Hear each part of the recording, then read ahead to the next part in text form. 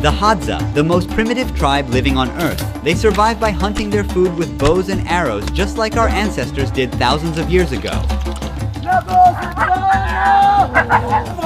Deep into the wild savannah, where uncertainty awaits behind every bush, they chase rock hyraxes, antelopes, and baboons. The Hadza tribe lives life in its rawest form. They drink muddy water, eat honey with larvas, and even sometimes meat with animal waste.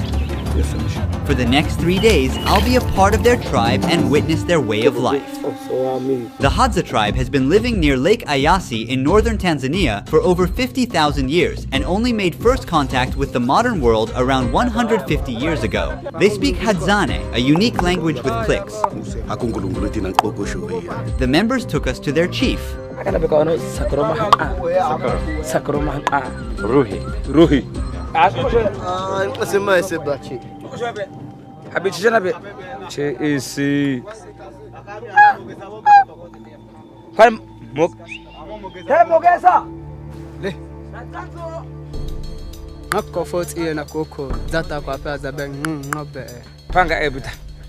Hunting skills are evident in the leather and furs they wear. What is this on your head? Baboon.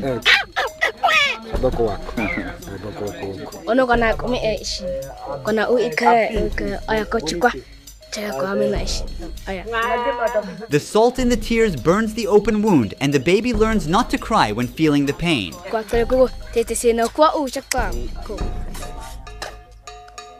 Here, a young group of people are crafting and repairing their gears for the next hunt. It's a skill passed down through generations.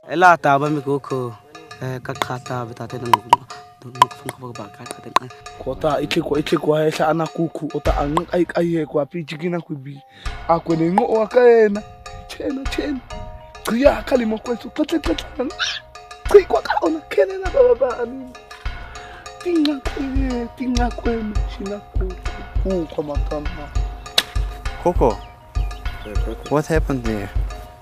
What They customize their arrows with unique patterns. If someone's arrow gets lost and found, that's how they know whose it is. It also tells who shot the target. On their bow, they have these unique patterns, some parts of the animal that they hunted. This tells how talented and experienced this hunter is. Also, they use bird feathers to keep the arrow stable during flight. To make arrows, first they take a piece of wood and carefully shave it. It must be as light and straight as possible. They are always controlling the progress and using their teeth to fix any curves. Which animal do you fear the most?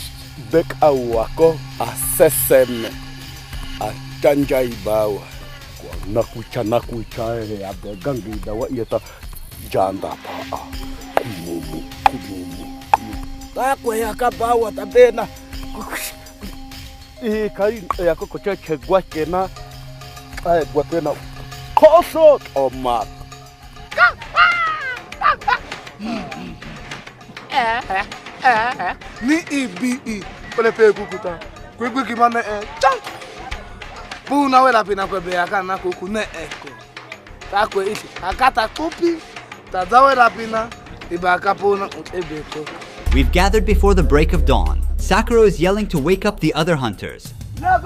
Please be aware that some scenes you're about to see may be sensitive. We kindly ask you to watch the culture and lifestyle of the Hadza tribe with respect and an open mind.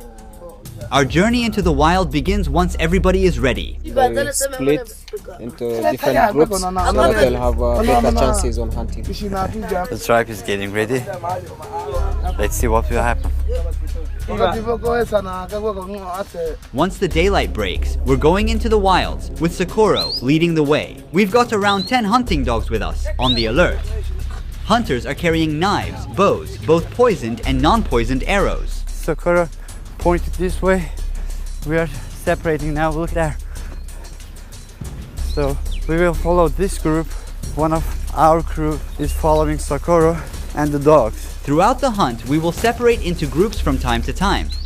In this vast terrain, the dogs are our eyes and ears. They are spreading out and searching over a wide area. This strategy allows both dogs and us to cover more ground and increase our chances of spotting animals.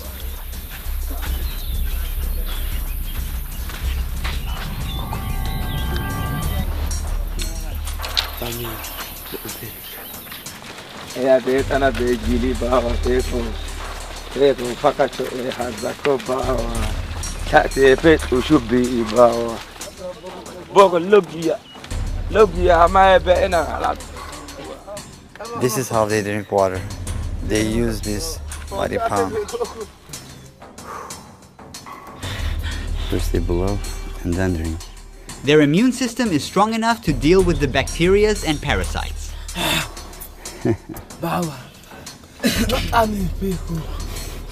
They don't care whether it's clean or not. The dog's starting to run. There's something there. Run. He's gonna put the long stick inside that hole. He's trying to move the animal to come out. The previous stick wasn't long enough. Now he's making a longer one. Dog is trying to dig a bigger hole to make it easier to grab the animal. Watch over.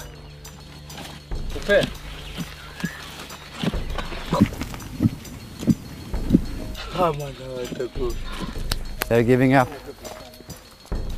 Time is precious, so it's time to move on. The Hadza are nomadic people and they don't store food or engage in farming. They completely rely on hunting and gathering.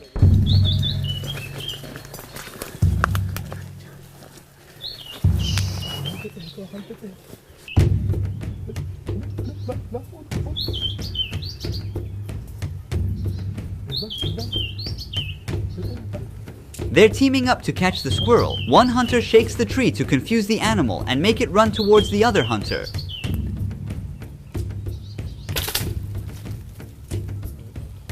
They got it.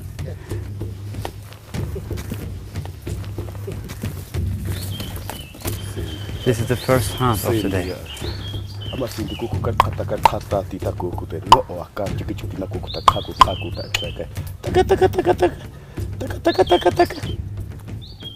He put it inside his belt. He's looking for his arrow now. Each arrow is so valuable for them. It takes a lot of time to craft one. The dogs are leading Sakuro to the spot.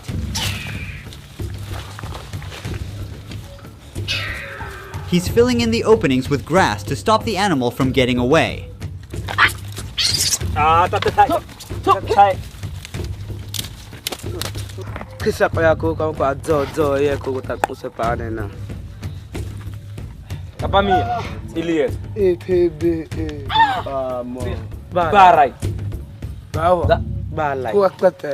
We're changing our route because we cannot pass the river ahead. Finally, it's time for rest. It has been 4 hours that we are walking. If you look at this tree, these things always get us. They are sharp and they tear down our clothes. The name is acacia. Sakuro keeps watch on the other hunters below. The dogs catch this rock hyrax, but they ate half of it. Now Sakuro is sliding through the rocks to move downhill. Thorns prick his legs. He's cutting down the branches to clear his path. In the meantime, the boy pushes his body into the gap between the rocks. He completely disappears.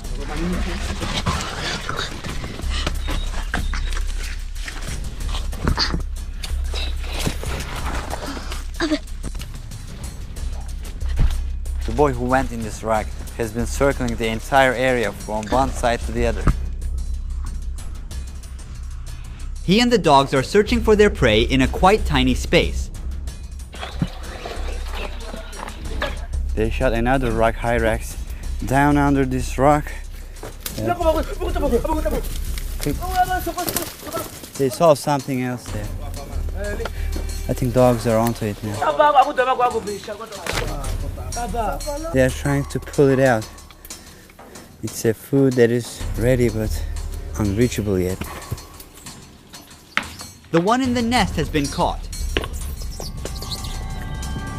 The animal is still alive. He's trying to end his way. That's a bad way to go. Very bad way to go.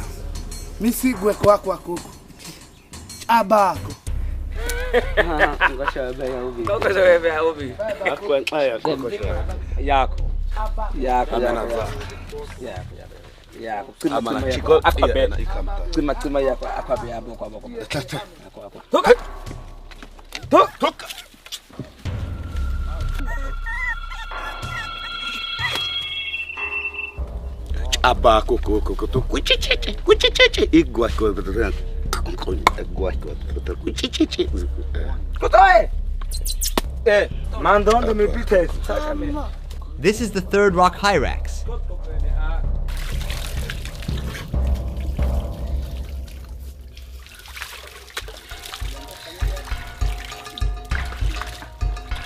In just 50 years, the Hadza lost 90% of their lands to neighboring tribes cutting down trees and driving away wildlife for crops and livestock. So they used to live all this area. The drop in animal population has made hunting and survival more difficult for them. Their way of life is at risk. Watch this. He makes a fire in less than a minute just by spinning the arrow fast between his palms. Now they take a break to consume a type of plant as they believe it boosts their vision and up hunting chances.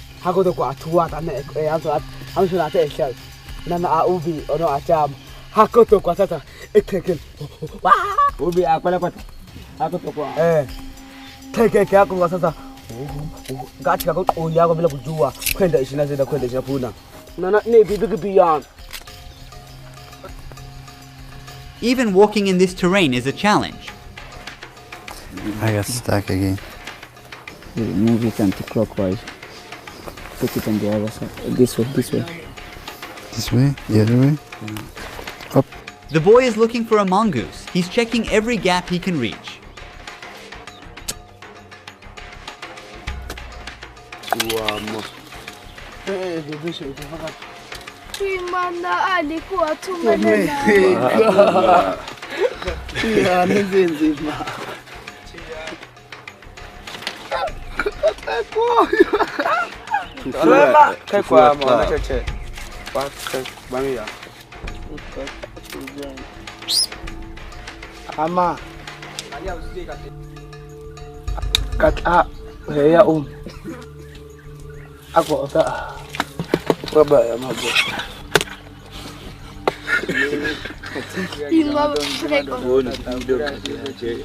Don't judge, this is the way they live. This is how our ancestors has survived.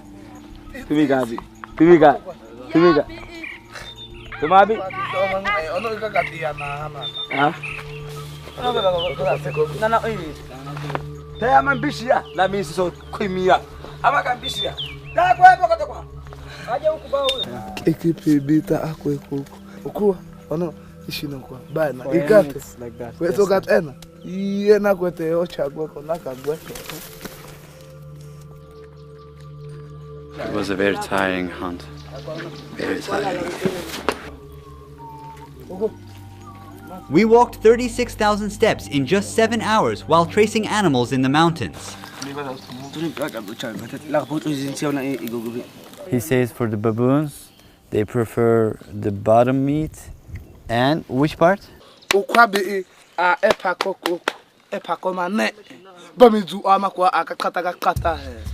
Dogs are waiting patiently to get some pieces of the leftovers.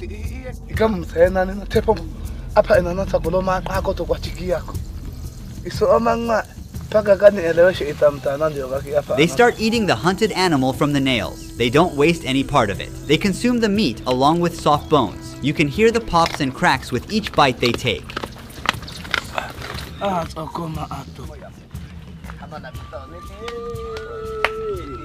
Let's eat this part. I'm honored that the Hadza people share their hunt with me, which they got with a lot of effort. But for those who really want to learn what rock hyrax meat is like, it's honestly quite rubbery.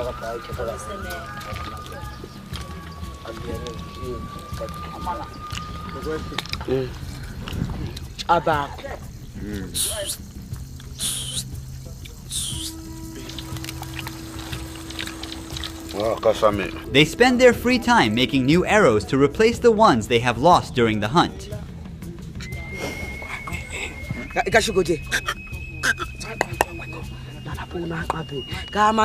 With each Hadza tribe consisting of around 30 people, the average lifespan is around 32 years. It's actually because of the high rate of infant mortality. Typically, a Hadza woman gives birth to 4 kids, but just 1 or 2 of them can survive.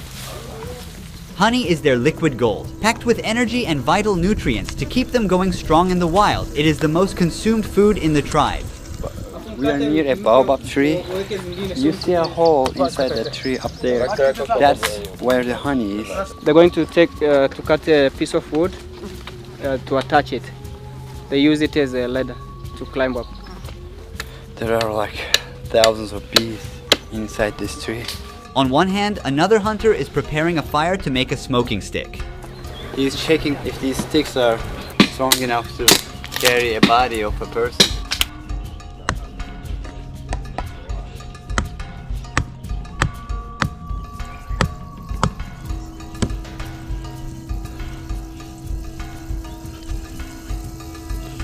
Now he puts the smoking stick into the hive to calm the bees for a short time. This loud buzzing is coming from thousands of bees. He still gets stung numerous times, but bears the pain to get to the honey. He must hurry because the bees will get out of the hive and we don't want to be chased by them.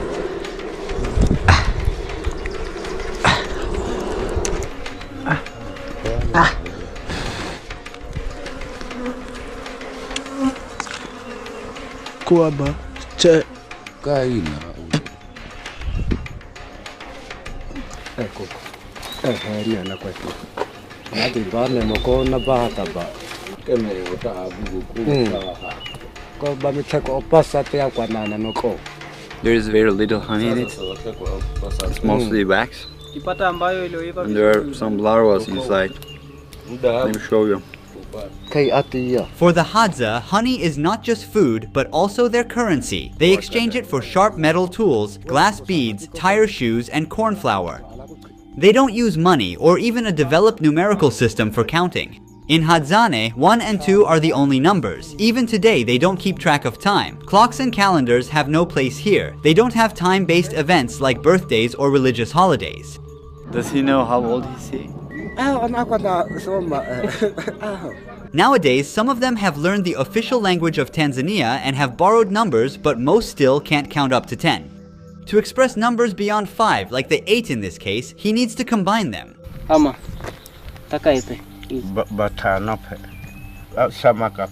If I asked him 70, what would he say? They use general terms to express larger quantities as they are too abstract for them. Do they always have that baboon hunting in their mind?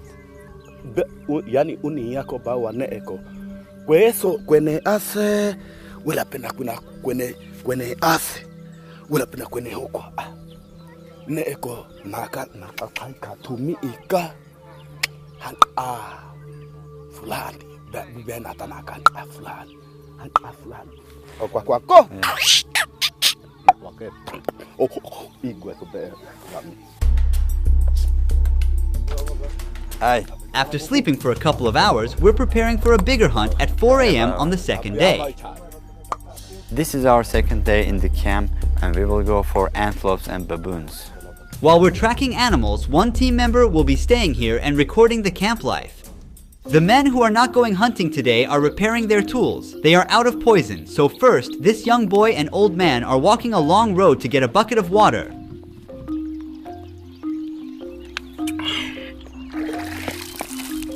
Busy with their daily tasks, they still keep an eye out, taking advantage of any opportunity to hunt down something for today's meal. After several unsuccessful attempts, he finds a large snail on the way back to camp.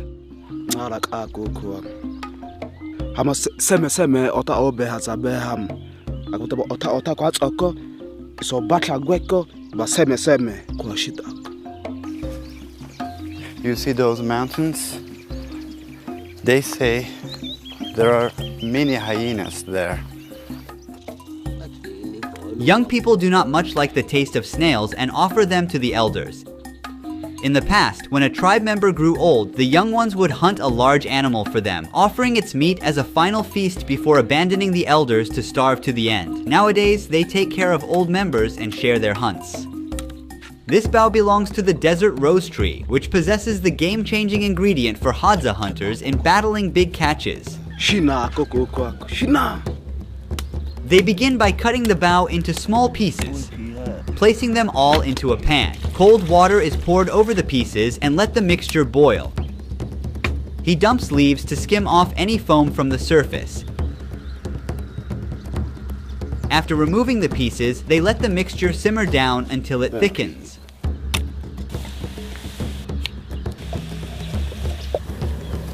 With one last stir, he transfers the essence onto a rock and adds a splash of water. Finally, he adds a bit of ash into it and mixes it by crushing it with a stone. And there you have it, a black, sticky, poisonous paste.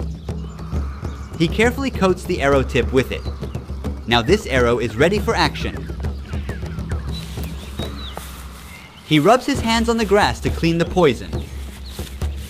Ako koko akana besak adani yako. Bititi yako koko unini na ateni na koko. Ako koko kwa tempe. Iko chi koko paka ko inkono ko duli duli. Pai puta ito koko ta. Awe koko ta. Tu. Paka te. Popoko komatiko. Angana atokwana koko. Akoro otona. Hakoko.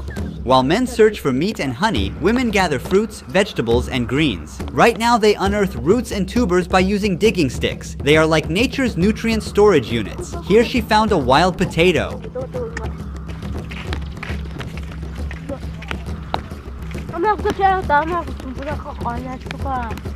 Living almost in isolation, Hadza women are not comfortable with being filmed by strangers.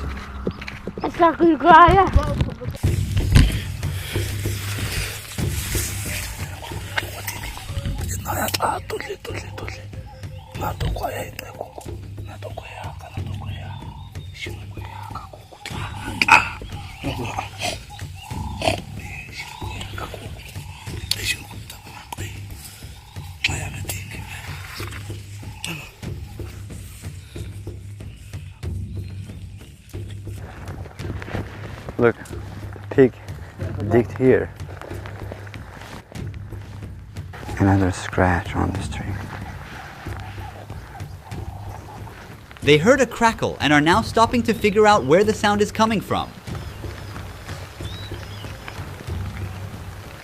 They're gonna check if there's anything to investigate or anything to hunt.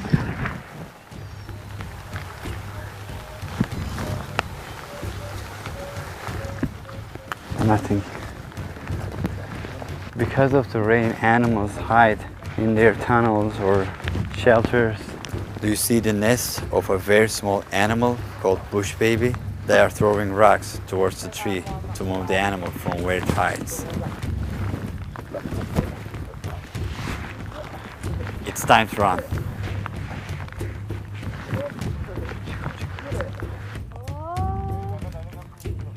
Missed. There's no missing from here. Oh! They're having fun. Animal has nowhere else to go. Look, look. There's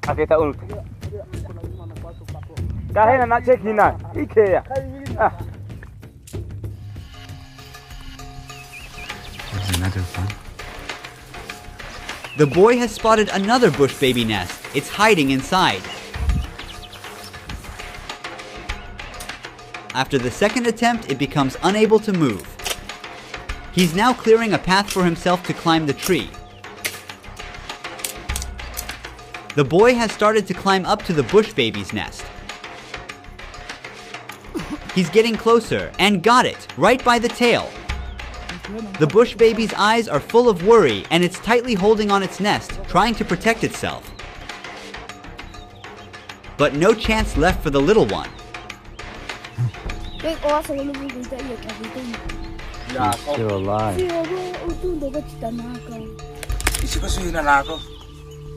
And it's live. This animal is called bush baby. They are mostly active during nights. We got them during their sleep. On the head. Oh, they got it from the eyes. It went from here and came out from there. Look at the hands of the animal. They are related to monkeys. Meanwhile, back at camp, 2 young ones are on the hunt. He whistles just exactly like the bird to trick it.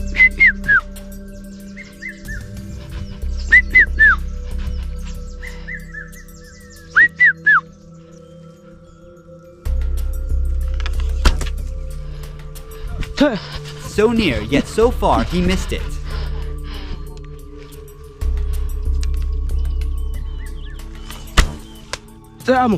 Turn. But on the 3rd try, he got one right in the sky.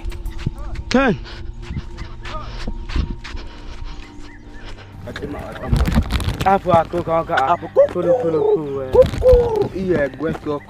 What happened to this dog? He's got a lot of scratches. Baboon? Yeah.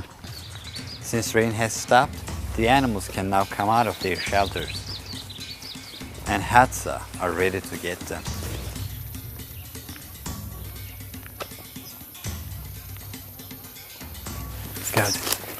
He's got a very beautiful bird.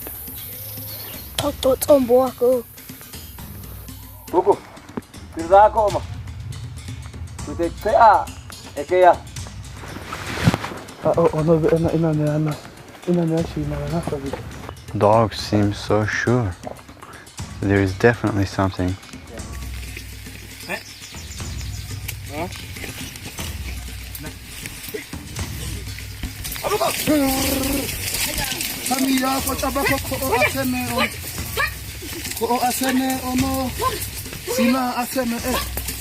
Although they are often loyal, the dogs sometimes act faster than the Hadza hunters and take the hunt for themselves. He's trying to catch the bird with his hand. Sakuro and the other hunters are exhausted now. Taking a break from the hunt, we're heading back to camp. When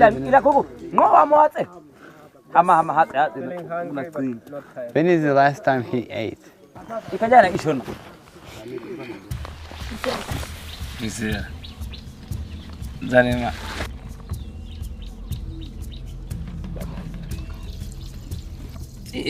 ilikuwa kalimu aso hamanaka kalimu kwati yami ukuwa ama isho kote chipana ne akwa ne kama isho unu amo. What does he think about death? Where does he think he will go when he dies? Kuku kote misi atumia amana yamu abaya amo kote tumia amana. Young ones are still learning how to shoot an arrow, and this is their class time.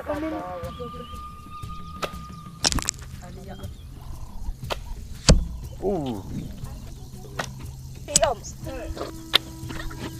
Ooh. Nice. What are their dreams for future?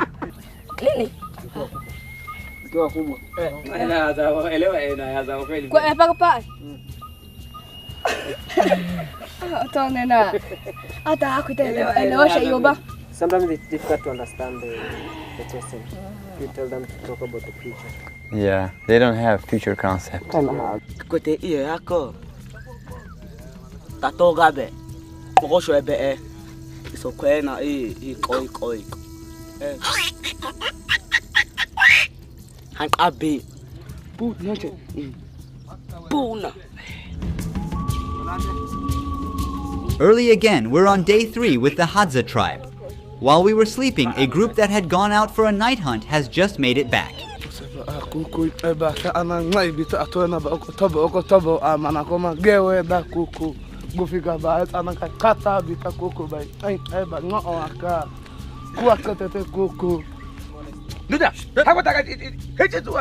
They got an antelope. It's called dik-dik. While we are getting closer to the baboons, those who stayed at the camp have started to build a hut. Right now, 2 men are heading into the bush to collect suitable branches and leaves.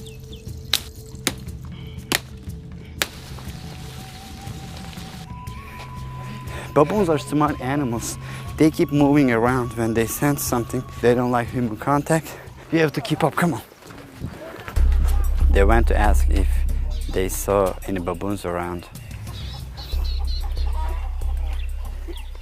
We are smart, but so they are. They can sense that we are closing in. We'll keep searching them. That means we've got to up our strategy. It's all about staying one step ahead.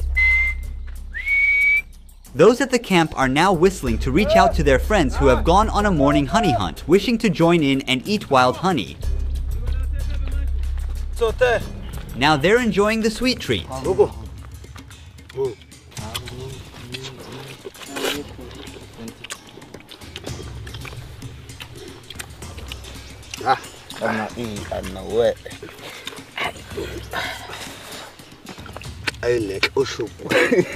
Hello.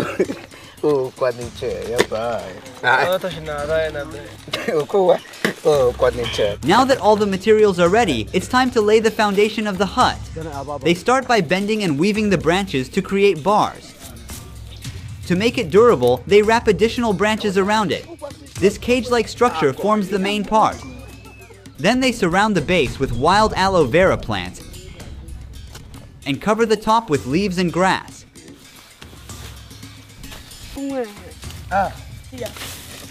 For the finishing touches, they tuck some white flowers. And there it is. Within a few hours, a new home stands ready, gifted to this young dad and his family.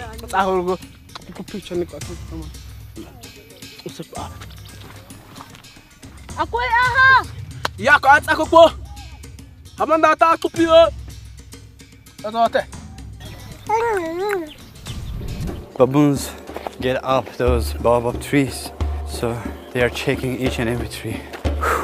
But our main objective is to get to those rocks. They say that baboons are living there. As we are walking along the path, we spot a group of rock hyraxes hiding into the rocks below. They got all the 5 rock hyraxes. Now it's time to move on for baboons. They are hungrily eating the stomach, filled with an almost fecal-like mixture of half-digested food and stomach acids. Sakura says they checked all the areas and couldn't find any baboons, but we will try our luck during night. Baboons can learn from past experiences, avoiding places where they have faced threats. It seems they are abandoned here. The Hadza are adapting their strategy. They will chase baboons in another part of the region tonight. Both predators and prey are constantly learning and adjusting. It's like hide and seek, but in a wild setup. Now we are on baboon hunting. It's getting darker. Some of the tribe members detected where they are living. They are on a tree. We will be extra silent. Baboons are not nocturnal animals. They're active during the morning, and at night, they sleep in trees where they are protected from predators, mostly leopards, hyenas, and humans. We will increase the ISO of the camera, and we will be able to see with noise. I can't see an inch in front of me. We gotta stick close to the hunters. Don't want to accidentally be shot by a poisonous arrow. We are heading deeper into baboon habitat. I feel like we disturbed the forest.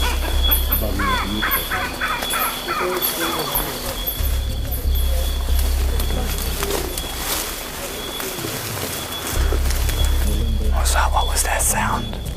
It's a kind of bush baby, but a big one. Bigger one. Baboons live in large groups known as troops. As they look out for each other, alert the group to possible dangers, and collectively defend against threats. They've seen one. They've seen one. Yeah, okay. They say they've seen one there.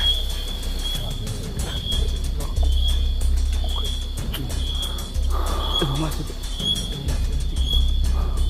have to move. They are not here. Baboons are extremely agile and can move quickly both on the ground and on the trees. They are trying to decide which way to go.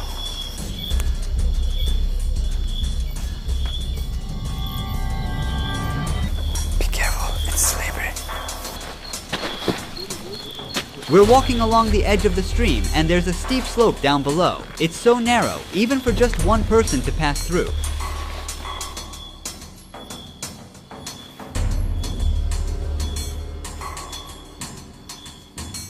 It has been 1.5 hours. We haven't seen any baboons. They are looking all over the place. Our last night's shoot doesn't offer a capture of a successful hunt. After 3 days of hard tracking and chasing, the Hadza hunters returned home empty-handed, without a baboon for their family. However, during the editing process, we figured out a single frame reveals that a baboon was fleeing by jumping from branch to branch when the lights went out. They were aware of humans' physical limitations and patiently waited for the lights to go out to quietly run away in the dark. This unexpected twist shows survival doesn't always favor the strong or the smart. It is about being the most adaptable. We came to the end of baboon hunting. We weren't successful. The animals probably hurt us. Hadza people live this world as we did thousands of years ago. One of the biggest threats to this community is, of course, modernization and losing this unique human culture. They are like a window to the past. They are the last of our first. Hi, in the beginning of last month, my YouTube channel was hijacked, and the hackers, the labor thieves, deleted all of my videos from my YouTube channel. 12 years of my work was gone. This sudden act caused my monthly earnings to drop to zero in just one click. We have eventually saved all the videos from our backup files. However, the algorithm no longer favors our recovered videos. As a result, the number of views we get from these videos has significantly decreased, causing us to lose our passive income. Because of this, our expected financial loss for the entirety of this year is at least $75,000, and we can't afford to fall that far behind. We strive to increase our documentary's quality in each video we make and try to broadcast in 14 different languages. But in this economic equation, we are struggling to make our documentaries available worldwide. Navigating the challenges of filming in remote and often hostile environments adds another layer of complexity to our endeavors. To make it possible for you to watch this Hadza documentary, a team of 314 people contributed their efforts, including 278 voice actors and 28 translators from 14 different countries, along with 8 more crew members working in fieldwork and post-production. It took us 3 months to finish this entire project. If you found any value in our documentaries, and if you want us to be able to continue producing these documentaries, we need you to now to click the Super Thanks button below this video. After clicking, you will see options regarding how much you can donate, or you can type a certain amount as you wish. This is the first time I'm asking for a one-time support from you. This crisis we are experiencing right now poses an existential risk for the documentaries we are trying to produce. Every donation from viewers like you helps us continue, grow, and create content that inspires and educates. We have amazing projects this year. For instance, we plan to visit the Karakoram cave with a scientific community, the deepest cave in the world, which is a region that has never been documented and extends 16 kilometers underground. There is a high chance that we may discover some new animal species there that have never been discovered before. I will also be featuring a credit roll that includes your names in the community section of my YouTube channel as my way of saying thank you and recognizing your contributions. Before the hacking, our channel was going great. We were about to go global, but this sudden change cut us off immediately. We are out of competition now. Only together we can continue to exist. Thank you for your sincere donations. Our channel hopefully will rise again. Ruhi Chenet was here.